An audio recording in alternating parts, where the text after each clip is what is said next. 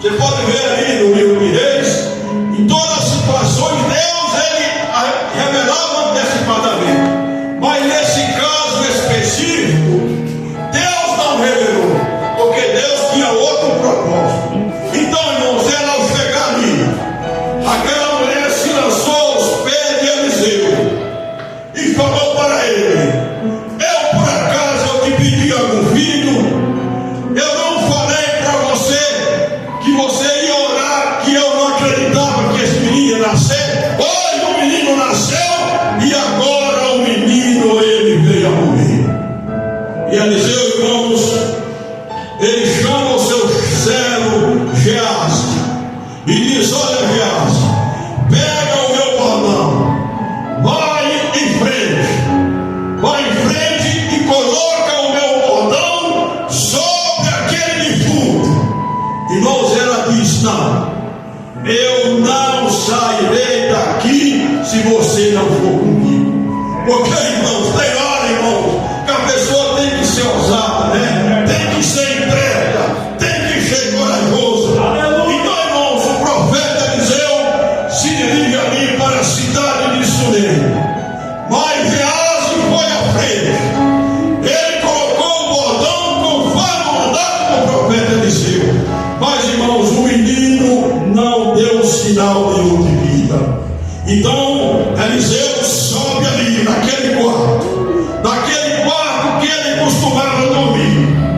E ele, irmãos, ele coloca a boca dele com a boca do menino e os olhos dele com os olhos do menino, e nos diz a palavra de Deus que o corpo dele começou a aquecer.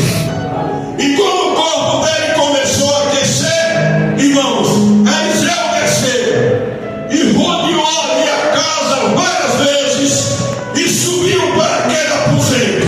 Quando chegou lá novamente, ele fez o mesmo procedimento e o menino, irmãos, expirou 7 vezes e os seus olhos abriu e aquela criança ressuscitou. Então, irmãos, eu não sei qual é o seu problema. Eu não sei o que é que você tem impossível na sua vida, que você tem lutado, tem buscado. Muitas vezes a torcida do Flamengo, a torcida do Corinthians sabe dos seus problemas, mas essas pessoas, irmãos, não vai resolver o seu problema.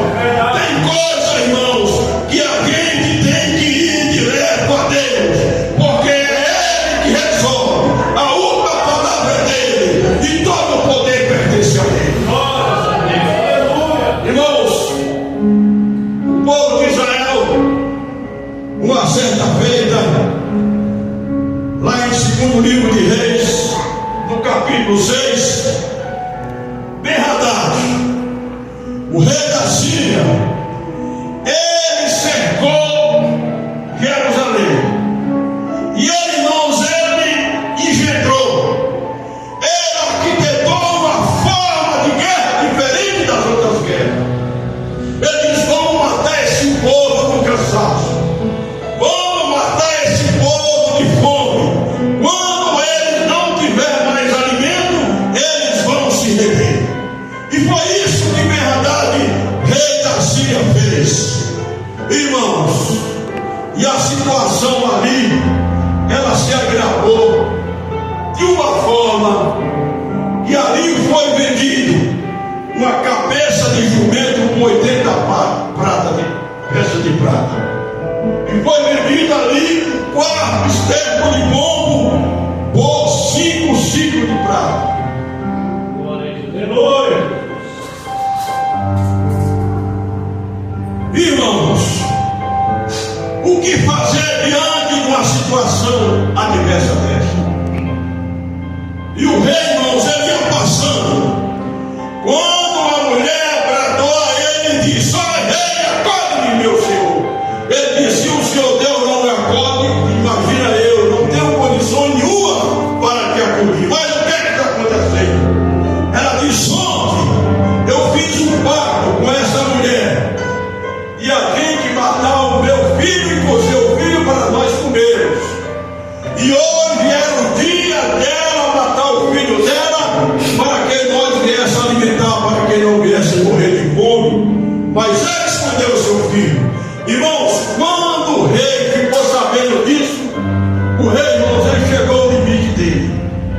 Ali foi a última gota de água que pingou naquele copo.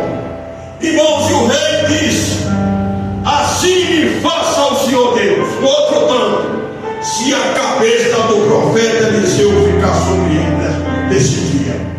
Então, irmãos, ele chama ali o capitão do seu exército e diz: vai bater com o profeta Eliseu e corta minha cabeça, decepa minha cabeça, porque esse mal que nós estamos passando, ele vem do Senhor, e Eliseu é o representante legal aqui desse Deus.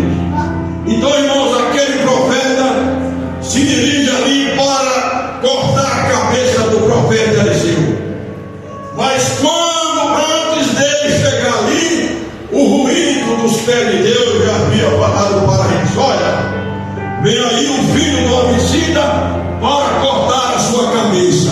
Eliseu, irmãos, ele estava ali reunido com os anciãos de Israel, né? Irmãos, e quando aquele capitão chegou ali na casa daquele profeta, ele falou assim: assim diz o Senhor, ainda hoje haverá grande abundância de alimento em Israel. Haverá uma medida de cevada por um ciclo de prata. Haverá uma grande abundância ali para o povo de Israel. E aquele capitão, irmãos, incrédulo, ele disse: nem que o Senhor abrisse janela do céu, isso poderia acontecer. O profeta virou para ele e disse: olha, vai acontecer, mas você não vai participar do banquete. Irmãos, e quando aquele capitão voltou, ali em Israel, irmãos, havia 4 leprosos. E aqueles 4 leprosos, eles não tinham um convívio social com outras pessoas. Era pessoa desprezada, era pessoa que vivia excluído da sociedade. Então, irmãos, aqueles 4 leprosos, ele virou um para outro e disse: se nós ficarmos aqui, certamente iremos morrer de fome. Iremos para o arraial dos sírios. Se ele nos deixar viver, nós viveremos. E se ele nos matar, simplesmente morreremos. Irmãos, e aqueles 4 leprosos, eles marcharam ali para o acampamento, ali de Ben-Hadad, rei da Síria. Irmãos, aqueles leprosos, quando marcharam para lá, Deus enviou um ruído, mas o ruído ensurdecedor tão grande que aquele exército bateu em retirada, irmãos. E quando chegou aquele leproso, ele acharam ali jumentos amarrados, cavalos amarrados, irmãos, e nenhuma pessoa naquele local. E eles, abismados, sem saber o que estava acontecendo, ele comeu de um lugar, comeu do outro, pegou ouro, guardou e disse: hoje é dia de boas novas. Iremos dar essas boas novas para o rei de Israel. Irmãos, e esses leprosos que eram desprezados, esses leprosos que não tinham valor nenhum, agora Deus está usando como instrumento para defender o nosso. Coisa boa, irmãos. Então, irmãos, aqueles leprosos retornaram e ali propagaram ali na casa do rei. O rei ficou sem acreditar. Ele achou que era estratégia do exército sírio, estava armando emboscada para o pegar. Mas ali então ele insistiu, irmãos. O rei pegou os 5 cavalos que restavam e mandou ver se aquilo era verdade. Irmãos, e quando eles chegaram ali no arraial, era conforme os leprosos haviam falado. Houve ali, irmãos, uma abundância de alimento, conforme foi profetizado pelo profeta Eliseu. Irmãos, e aquele povo, irmãos, ali começaram tumulto, correndo. E o capitão que havia, irmãos, desprezado a palavra do homem